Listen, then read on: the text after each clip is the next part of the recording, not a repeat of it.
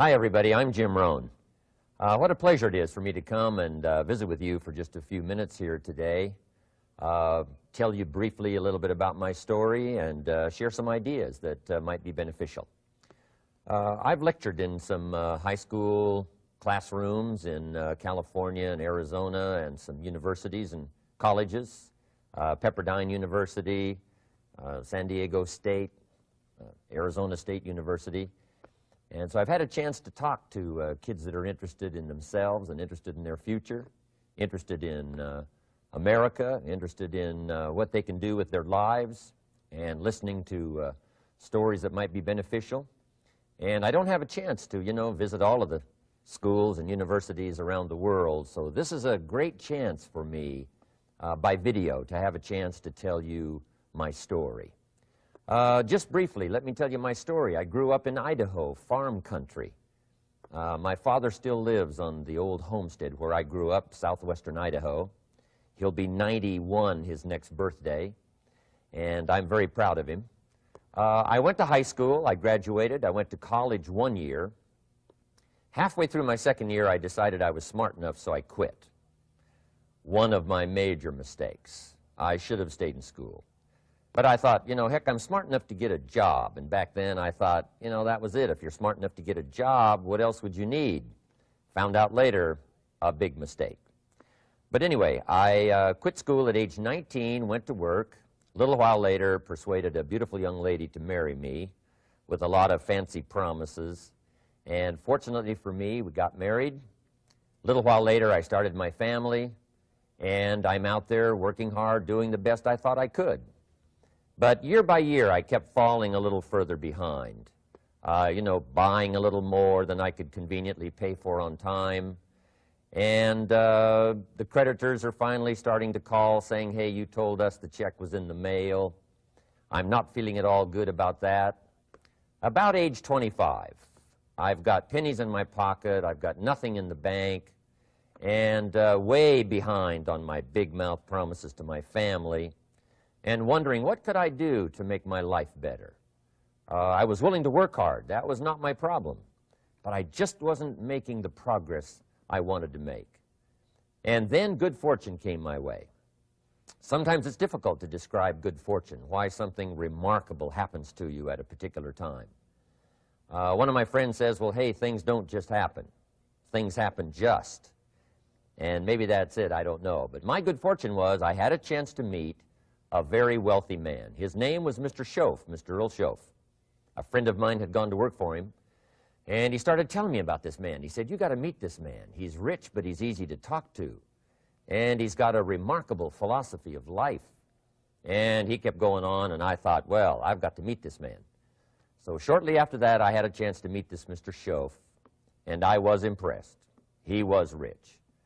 He was easy to talk to. Within a few minutes, I was dazzled. And I said to myself, I would give anything if I could be like that, rich and easy to talk to. What would it take? And then I thought, if I could just get around somebody like him, and if he would teach me and coach me, I would do it all. And that was my good fortune. A few months later, this wealthy man, Mr. Schoaf, hired me and gave me a job, and I went to work for him, and I spent the next 5 years in his employ. And then, unfortunately, at age 49, he died. But I got to spend 5 years with this remarkable man, his last 5 years of his life, and the first 5 years of my new life. And my dream came true during that 5-year period. This man took the time to teach me and coach me. He taught me the books to read. He taught me the disciplines, and he taught me the skills. And he taught me the changes to make in my language and personality. And the things he shared with me during that 5 years changed my whole life. Changed my income, changed my bank account, changed my future. I've never been the same. By the time I was 31 years old, I was a millionaire. So he taught me economics as well.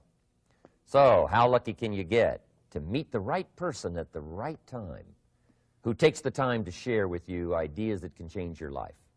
A lot of rich people, right, don't take the time, but he did, and he also had the ability.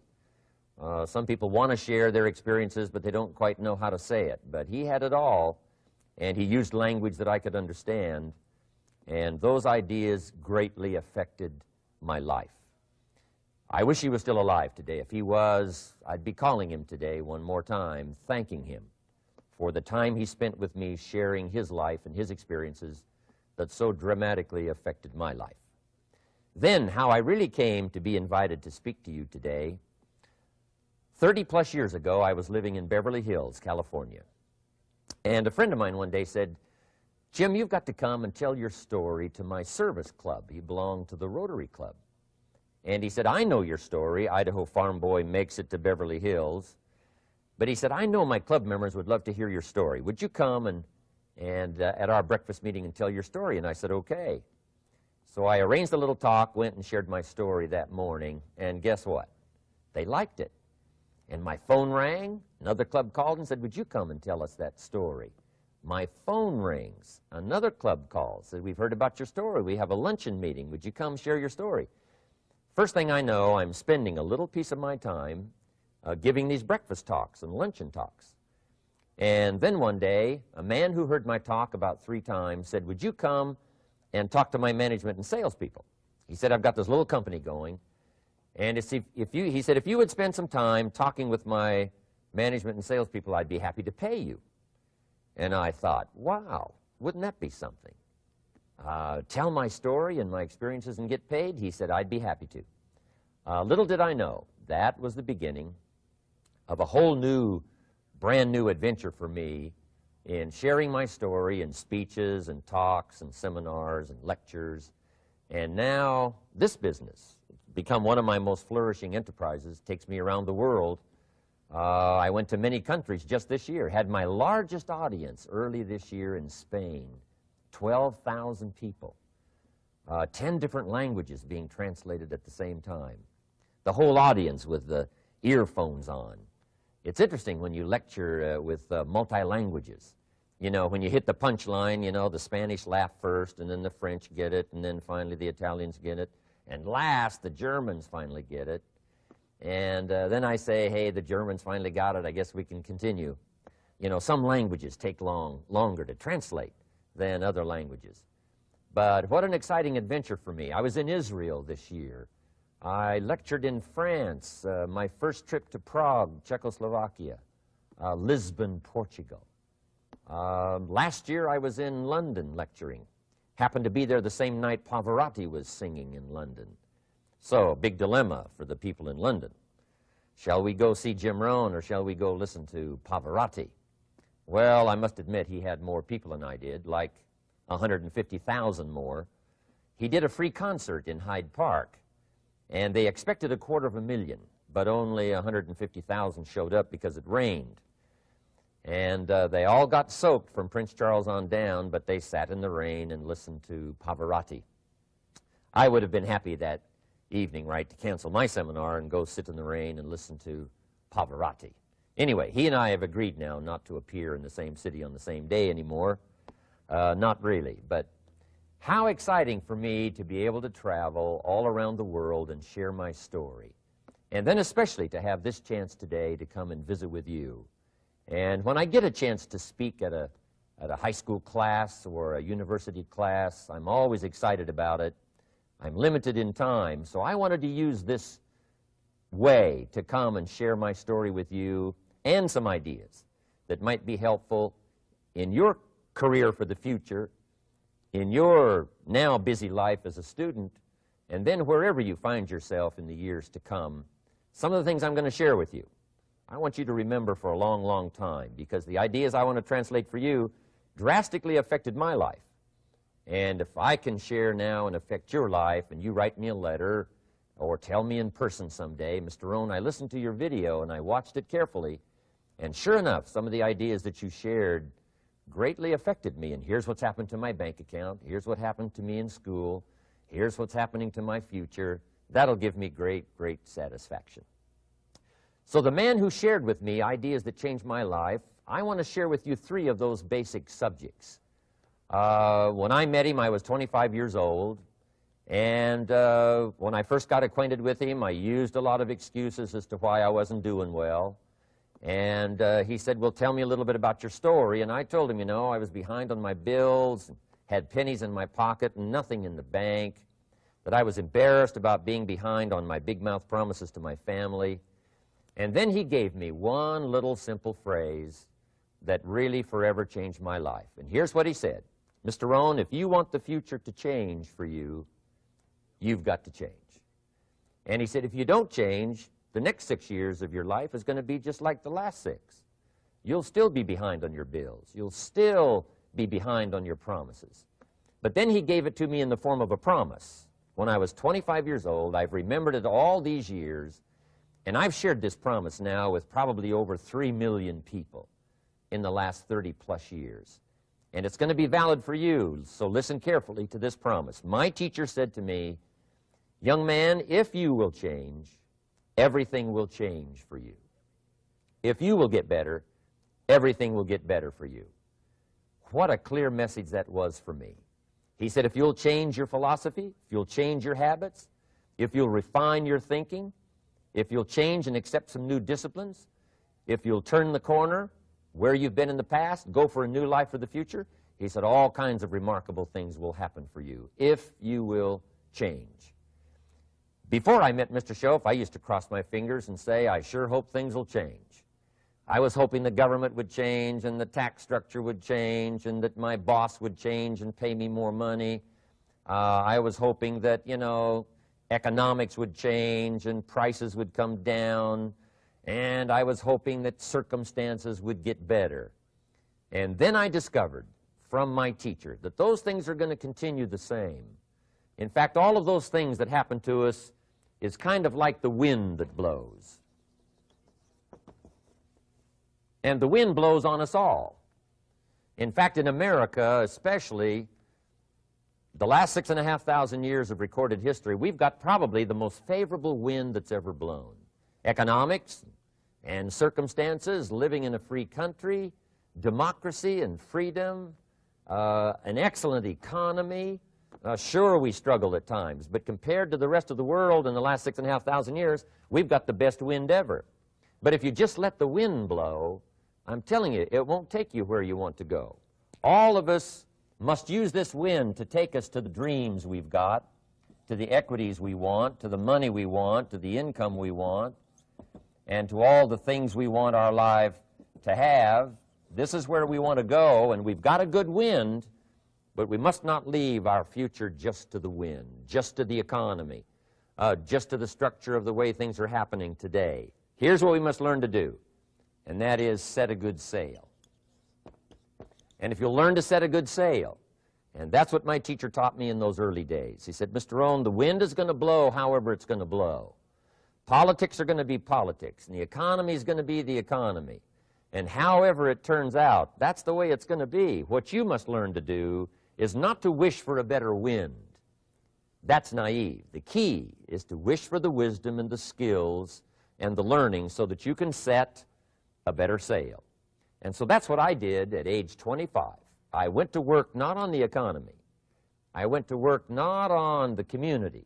I didn't go to work to try to change the government. I didn't go to work to try to change my boss or the company. I didn't go to work to try to change circumstances. I went to work to try to change myself. And I picked up that promise my teacher shared with me, that if I would change, my income would change. If I would change, my bank account would change. If I would change, my future would change. And sure enough, his promise came true for me. The first 6 years of my economic life, I wound up broke. Those pennies in my pocket, nothing in the bank, behind on my promises. The second 6 years of my economic life, I wound up rich.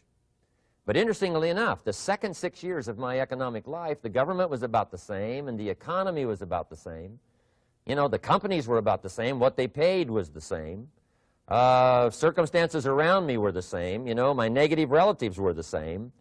But I was not the same. That's how my life changed. And that's how things started working for me, changing my life all those years ago. So that's what I wanted to share with you to begin with, this beginning of what Mr. Schoaf shared with me, that if I wanted my life to change, this was what I was going to have to do. And so he broke it down into 3 subjects that really made an impact on my life, and I want to share those with you. The first subject he called personal development. And the second subject he called setting goals. And the third was how to become financially independent. And I'd like to give you just a few clues from those three major subjects that so dramatically affected my life. And let's get started. The first one is personal development. Now, in illustrating personal development, Mr. Schoaf, my teacher, started with money. You know, money's not the only place to start in talking personal development, but it's where he started, so let me share the thoughts he shared with me back then. Let me share them with you. Here's the best lesson I can give you on economics. It's very simple. We get paid for bringing value to the marketplace. That's about as simple as I can put economics. We get paid for bringing value to the marketplace. Now, it takes time to bring value to the marketplace. However, we do not get paid for time, so we cross that out. Mistakenly, the man says, I'm making about $20 for an hour. Not true. If that was true, you could just stay home, right, and have them send your money. So that's not true. We don't get paid for time. We get paid for value brought to the marketplace. Now, since that's true, here's one of the key questions of my talk to you today. Is it possible to become twice as valuable to the marketplace and make twice as much money in the same time? Is that possible? The answer is yes. Could you become 3 times as valuable as you might be right now to the marketplace and make 3 times as much money in the same time? And the answer is yes. 5 times, 10 times? Of course. America is unique. It's a ladder to climb. It starts down here, let's say, at $5 an hour, and it keeps going up. Top income last year, $80 million. The guy who runs Coca-Cola. Now, that's a heck of a ladder. That's why everybody wants to come here, right? The boat people are not headed for Vietnam. People haven't plotted and schemed for 50 years saying if I could just get to Poland, everything would be okay. Not true. Everybody wants to come to America. And the reason is because we've got the best wind ever blowing in our favor. We've got the best economic opportunity anybody's had in 6,500 years. And all you have to do is understand it and take advantage of it. Now, there's some key questions to ask here. Why would the marketplace pay someone only $5 an hour? Very simple answer. They're not very valuable to the marketplace. Now, we must underline to the marketplace. This person might be a very valuable brother, yes. Member of the family, valuable, yes. Valuable member of the church, of course. Valuable citizen of the country, yes. Valuable in the sight of God, no doubt. We're all of equal value in the sight of God. But if you're not very valuable to the marketplace, you don't get much money. You say, well, it shouldn't be that way. Well, then you got to start your own country. You know, this one's been in process for 200 years, and this is the best we've been able to come up with so far. But here's the key. You don't have to stay here. Now, there was a big debate in Congress last year that this $5 was not enough, should be 6, should be 6, should be 6. But we don't need legislation. 6 is already on this ladder. The next step up.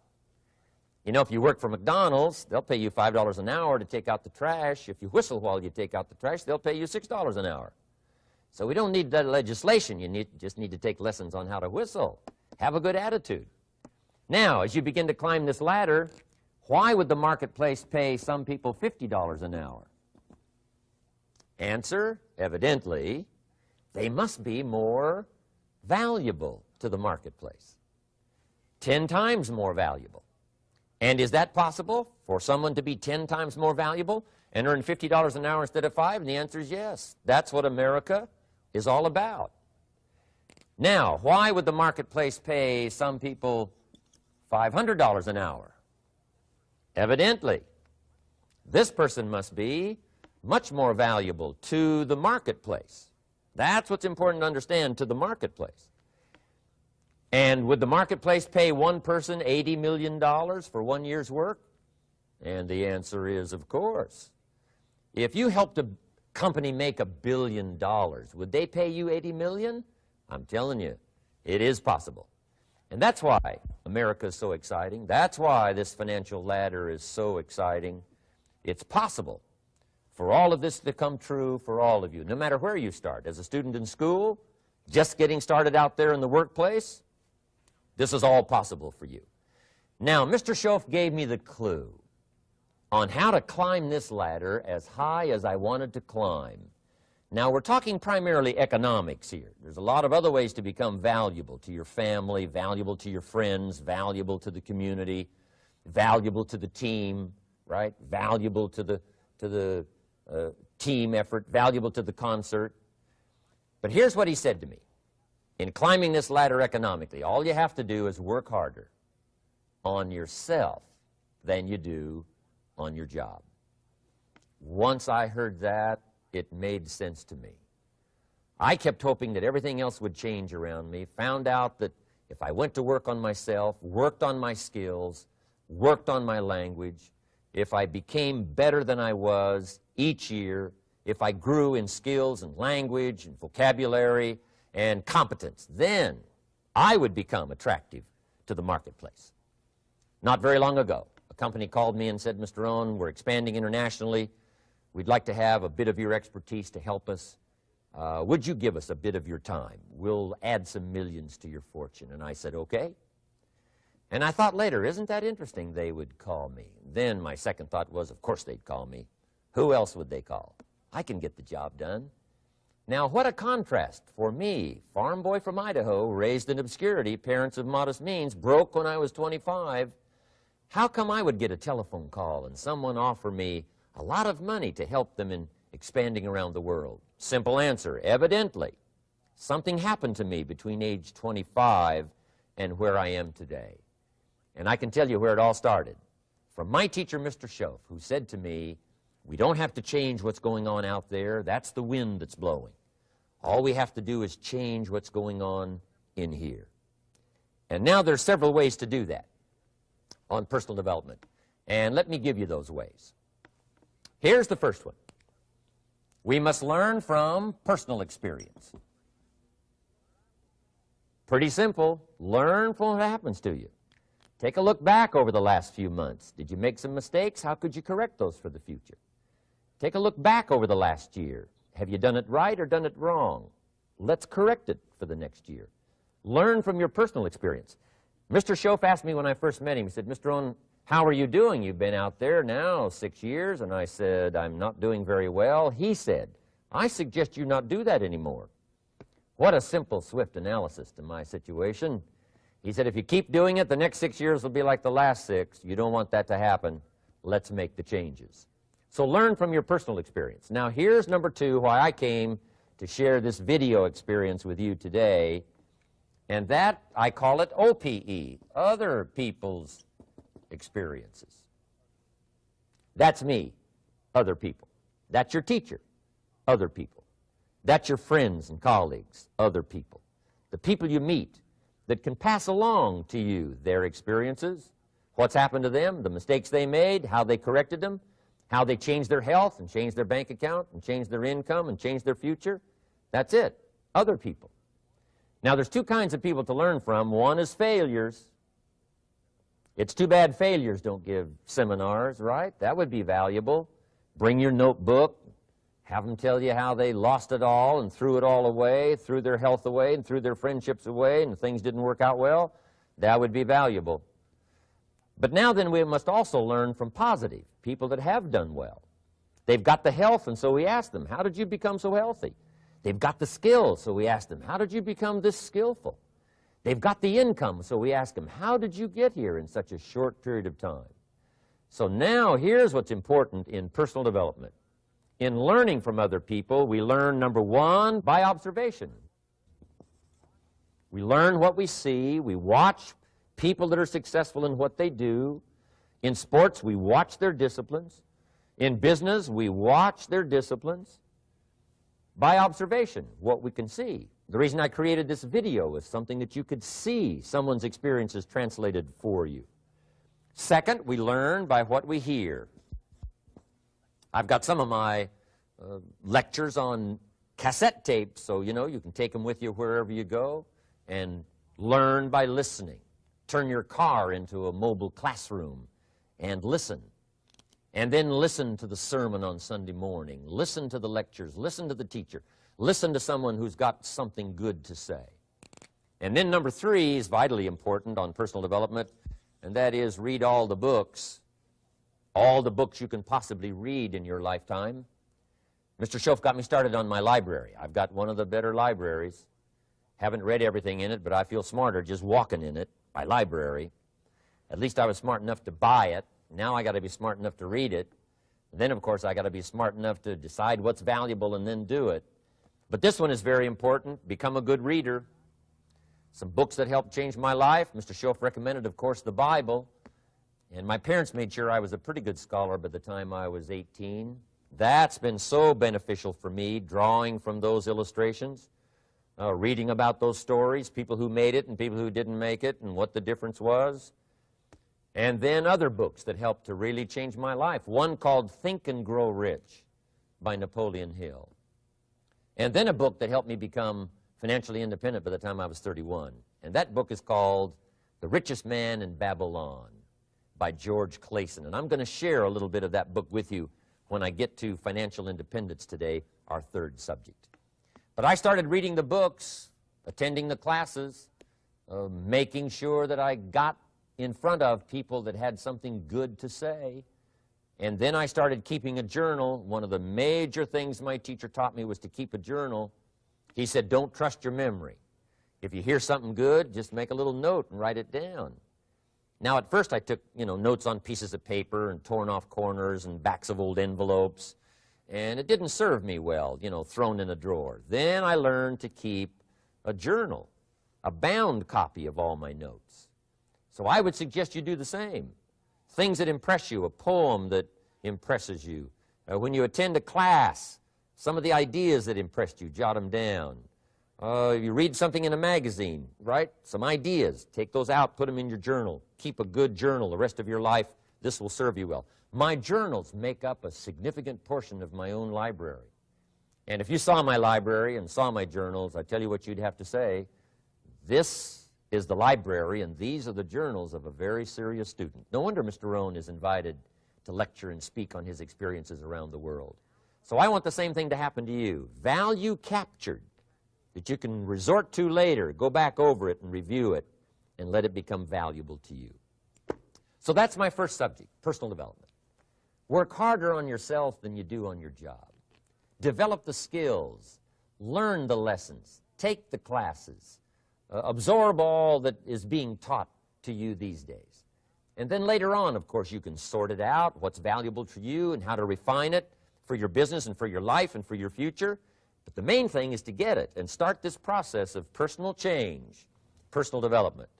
And let me say it one more time. If you will change, everything will change for you. You'll never be the same. You'll keep growing.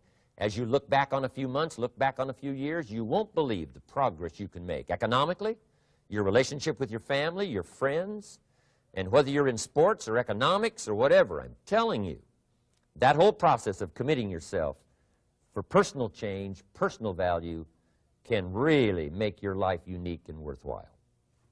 Now let's cover the second subject, on setting goals. Mr. Schoaf gave me some tips on setting goals that changed my life forever. And I want to share those with you.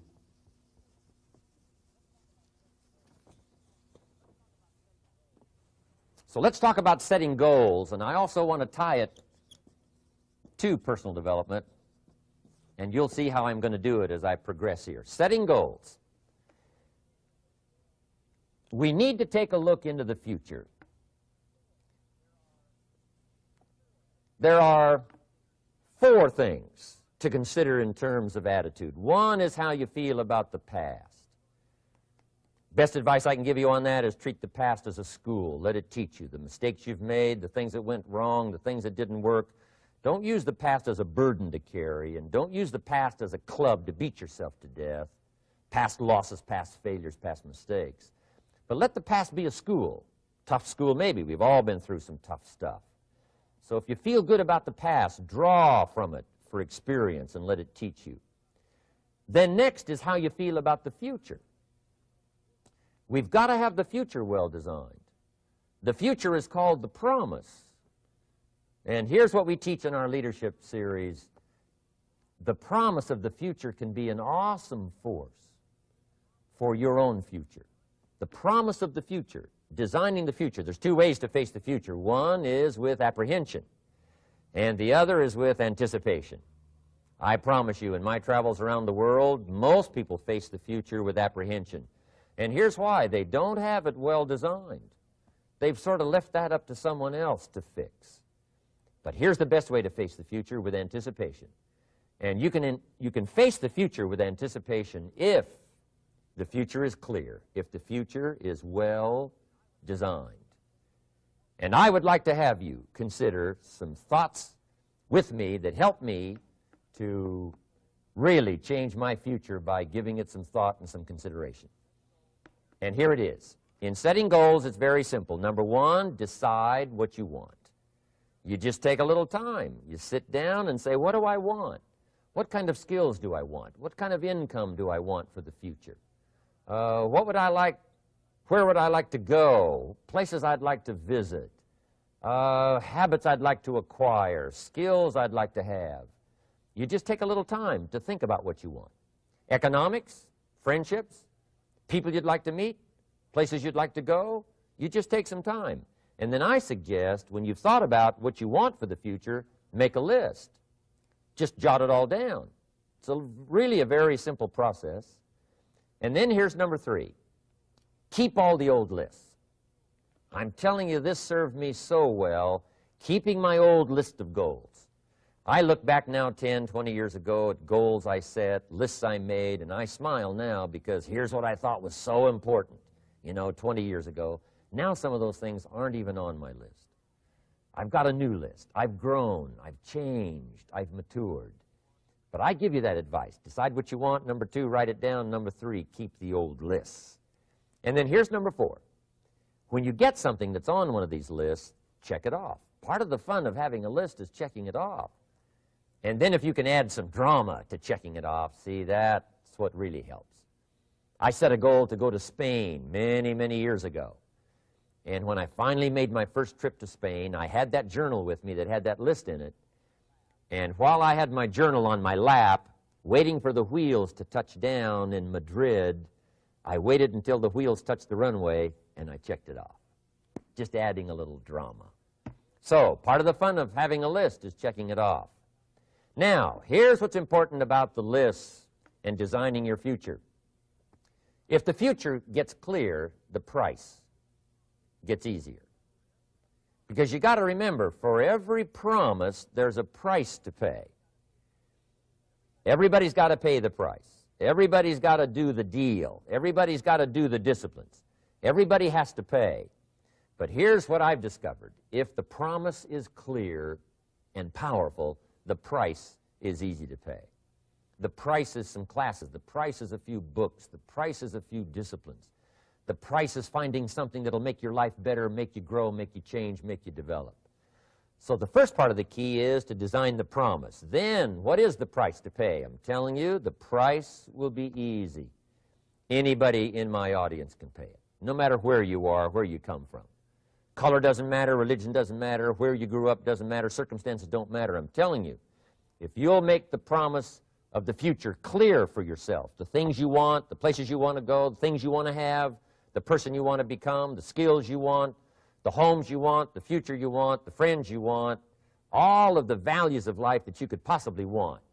If you'll make that clear, make those lists, and be serious about it, I promise you it's an easy price to pay. Anybody can pay it. And the best advice I can give you is, if I can do it, you can do it. Farm boy from Idaho, raised in obscurity, I changed my life, turned it upside down, turned it all around, found economics, found future, found promise, and if I can do it, you can do it. So, start setting your goals, and see if you can't get a better excitement going for the things you want to accomplish for the future. Now here's my third subject, and that's called financial independence. Oh, by the way, before I get to financial independence, let me cover one more point. One of the major reasons for setting goals is for what they make of you in achieving them. My teacher advised me when I first got started at age 25, he said, "Jim, why don't you set a goal to become a millionaire?" He said, "It's got a nice ring to it, you know, enough zeros to impress your accountant." And he said, "I'm here to help you. You're only 25 years old. You've been to 1 year of college. You've got a beautiful family, every reason to do it. Why don't you set a goal to become a millionaire?" And he said, "Here's why." And I thought, he doesn't need to teach me why. Wouldn't it be nice to have $1 million? He said, "No, then you'll miss it." He said, "Here's why. For what it will make of you to achieve it." I'm telling you, that statement changed my life. Set the kind of goals that will make something of you to achieve them. He said, "Now, once you become a millionaire, what's important is not the money." I thought, that's kind of strange teaching. He said, "Honest, it isn't important." He said, "You could just give the money away." Now, I did better than that. I lost it all. By the time I was 31, I was a millionaire. By the time I was 33, I was broke. And I'll tell you a little bit about that story later. But when I lost all my money, guess what? I found out Mr. Schoaf was right. What was valuable was not the money. What was valuable was what I became to earn the money. The skills I had, the knowledge I had about the marketplace, the values that I had going for me. They were more valuable than the money. And here's an important statement to remember. It's not what you get that makes you valuable. It's what you become. So part of the key here is to set the kind of goals that will make something of you. Don't set them too low so that you don't have to grow and you don't have to read and you don't have to try and you don't have to stretch. Don't set them too low. And then don't sell out. Don't go for something that's going to cost you your virtue or cost you your values or sell out your principles.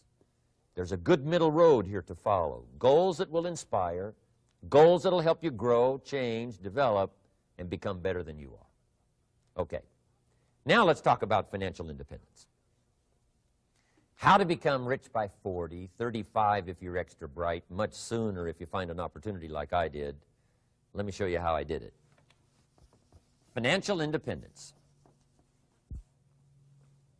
First of all, I like the phrase financial independence. Some people are a little bit concerned about using the word becoming rich or becoming wealthy, and I can understand that. I struggled a little bit with this. Is it okay to go for becoming rich, go for becoming wealthy? And maybe that's a bit too strong a word or strong a term. So here's what I've come up with that I think is comfortable for me, and that is how to become financially independent. I think it's every person's heritage here, especially in America, to become financially independent. Now, let me give you my definition of financial independence. Financial independence is the ability to live from the income of your own personal resources. Financial independence. Now, it depends on how you want to live. If you need $2,000 to $3,000 a month, if you need $4,000 or $5,000 a month, if you need $10,000 a month, some people may need, you know, $100,000 a month. But whatever you would need to live, and you could earn that living from the income of your own personal resources, that's what I call financial freedom, financial independence. And let me show you how to acquire it. If you start at age 15, between ages 15 and 35 is 20 years. And in my personal opinion, based on my own studies and my own experience, 20 years, in my opinion, is enough time to become financially independent. If you're not, you don't live in the wrong country. Probably what's happened is you have the wrong plan. And it's easy to be a nice person with the wrong plan. I found that when I was 25 years old. I was broke at age 25, and I was a nice guy. You would have liked me. But I'm telling you, my plans up until then, especially my financial plan, left me broke. I totally changed it the next 6 years, and I became financially independent. So I know what I'm talking about. It is possible in a reasonable amount of time, 15 to 35, whatever, 20 years' time, enough time. You can do it in a much shorter period of time, like I did if you want to, but this is a reasonable enough time. But here's number one. First of all, you got to have the right philosophy. Philosophy is our ability to gather knowledge and sort through it and decide what's valuable. To develop a philosophy about life, a philosophy about our health, a philosophy about our family relationships, a philosophy about economics. And if you develop the right philosophy, that's what helps to set this sail so that in 6 years it takes you where you want to go instead of winding up like I did that first 6 years of my economics, broke, no money, empty bank account. The right philosophy. Now let me give you a couple of philosophies to consider. Here's the first one. It's called the philosophy of the poor. And here it is. Poor people usually spend their money and invest what's left. That's the philosophy of the poor. Now here's the philosophy of the rich. Rich people invest their money and spend what's left. And here's the startling answer.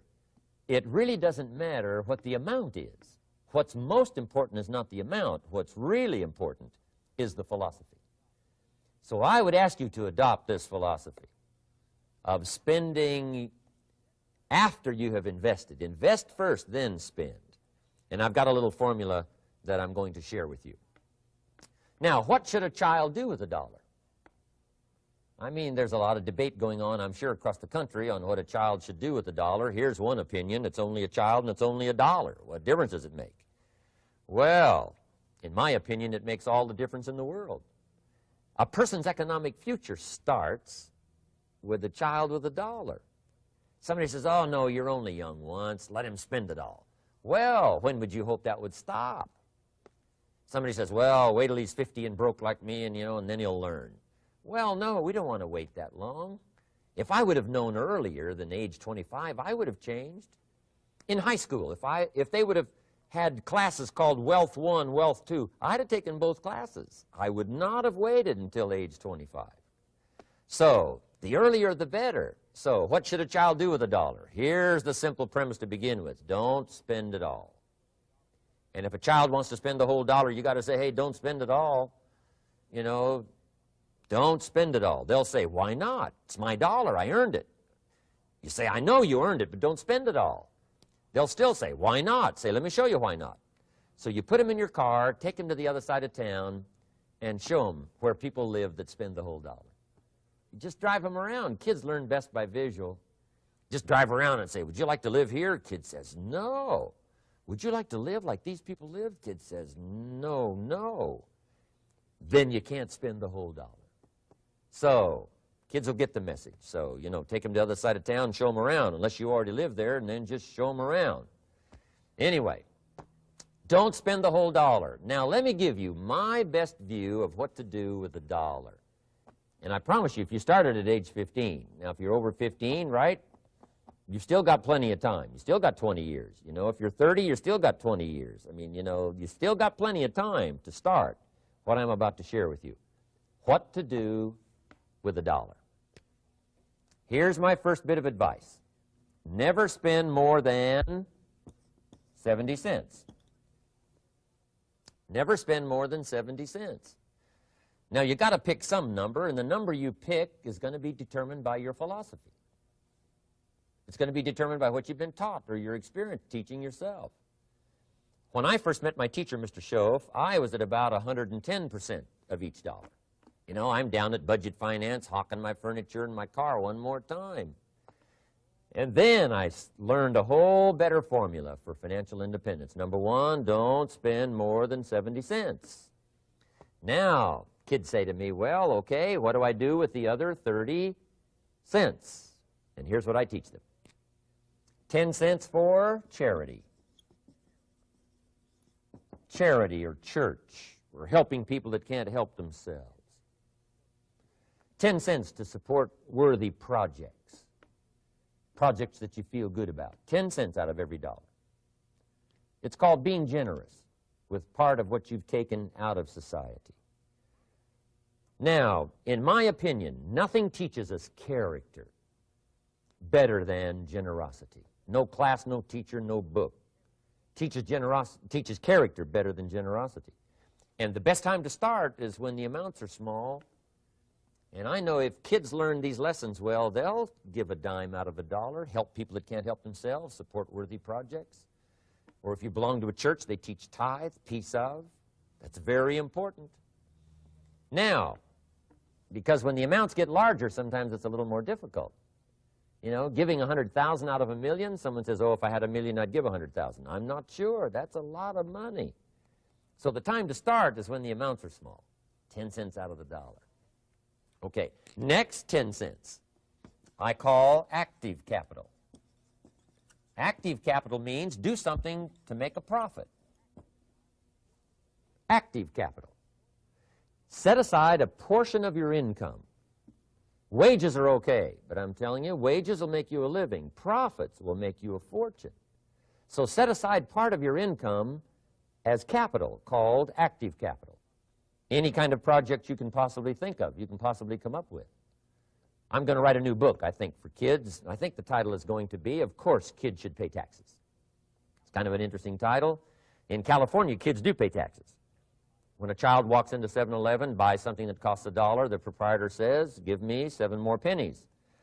And the child says, hey, what's these 7 pennies for? And the proprietor says, that's the taxes.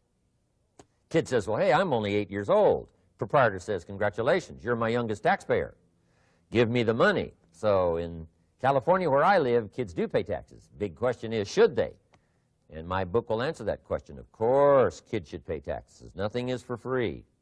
If you want to ride your bicycle on the sidewalk instead of in the mud, you got to pay the 7 pennies. Nothing is free, so we all have to pay. So, 10 cents out of your living, out of the money you earn, set aside for capital. Capital to try your best to show a profit. And in my book, it's going to be all kinds of ways kids can make money, right? 2 bicycles, one to ride and one to rent. I mean, you know, it doesn't take long to figure out some enterprise that'll start making a profit. Then you must jot this down if you're taking notes. Profits are better than wages. 1, you can't usually start wages until you're about 16, 15, 16, but you can make a profit long before you're eligible to start earning wages. And then there's no limit to profits, and they can double and triple and quadruple. You know, there's no limit. It's incredible how fast profits can grow. So profits are better than wages. Wages make you a living. Profits make you a fortune. Now, the third 10 cents is vitally important. I call it passive capital. Capital you let somebody else use. A financial institution, stocks and bonds, mutual funds, whatever. Let someone else use it. You furnish the money. They use it to make a profit, but they pay you for the use of it, called interest. And here's one of the things that will make you financially independent fairly quickly, and that's called compound interest. And this is how you get it. Letting someone else use a portion of your money, your substance. They show the profit, they pay you interest.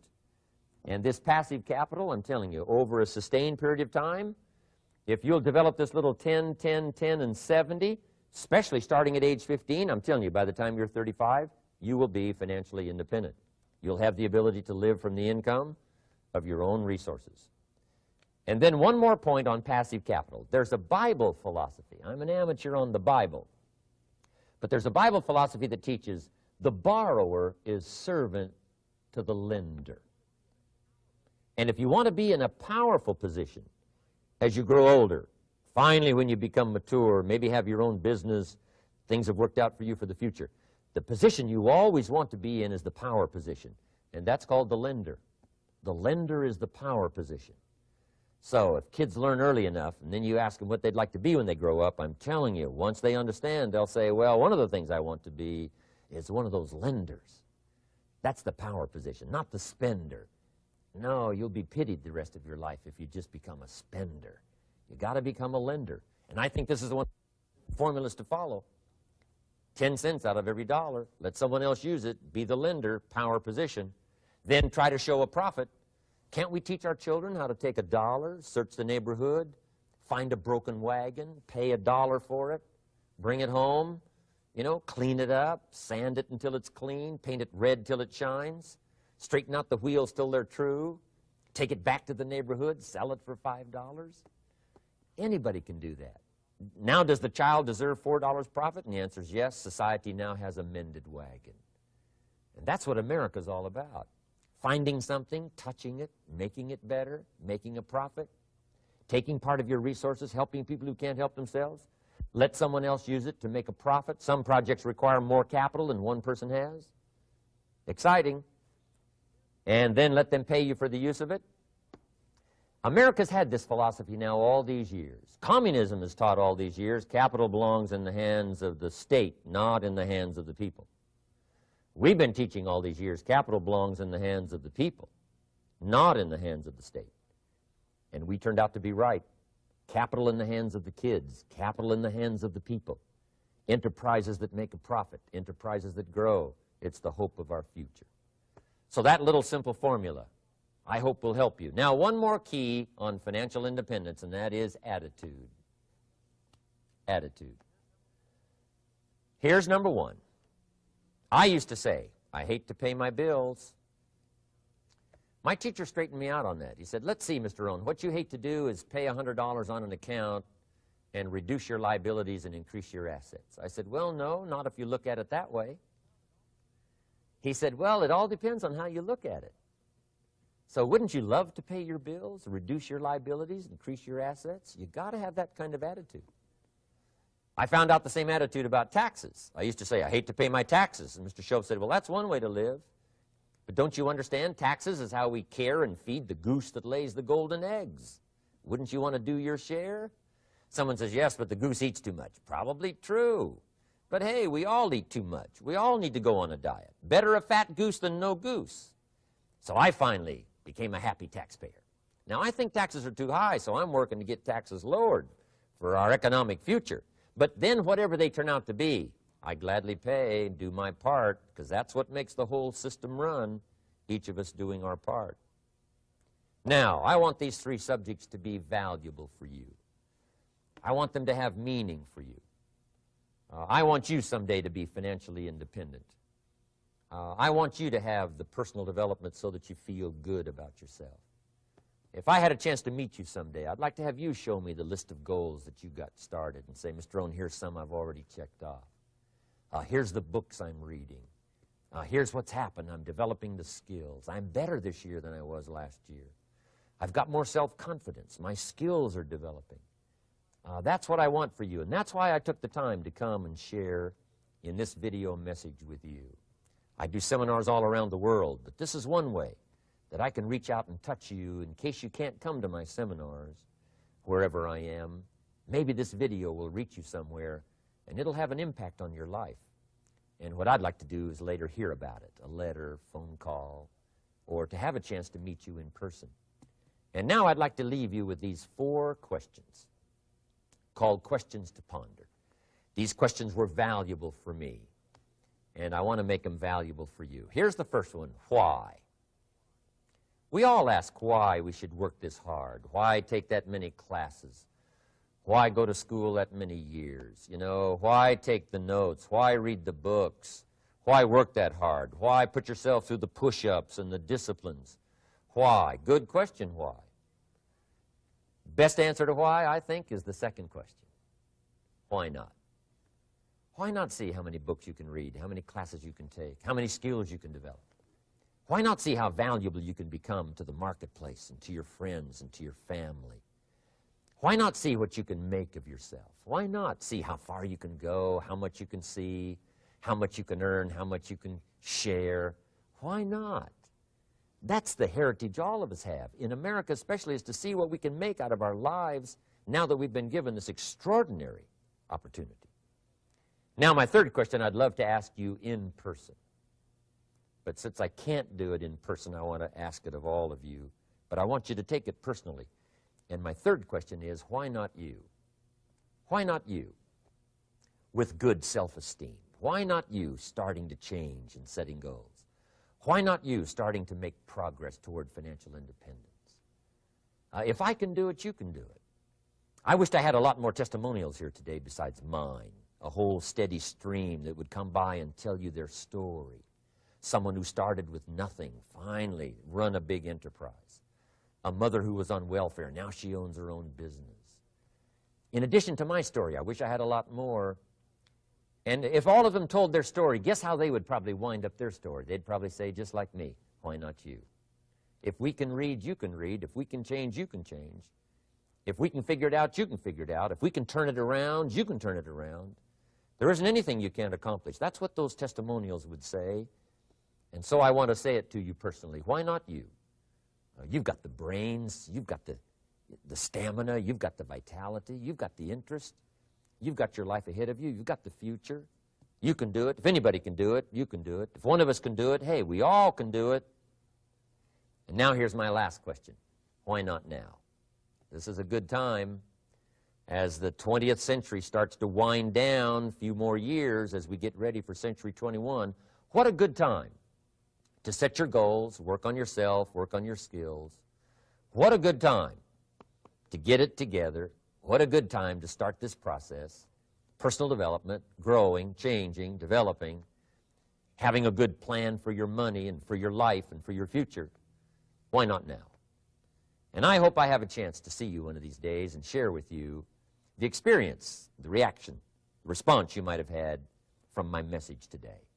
And until I get a chance to see you on this side of the world or the other side of the world, in some school or some seminar, or maybe I'll come and speak for a company that you work for someday, I hope I get a chance to meet you. Until then, I wish you the best. I want all that I've gotten to be yours and much, much more. God bless. Goodbye.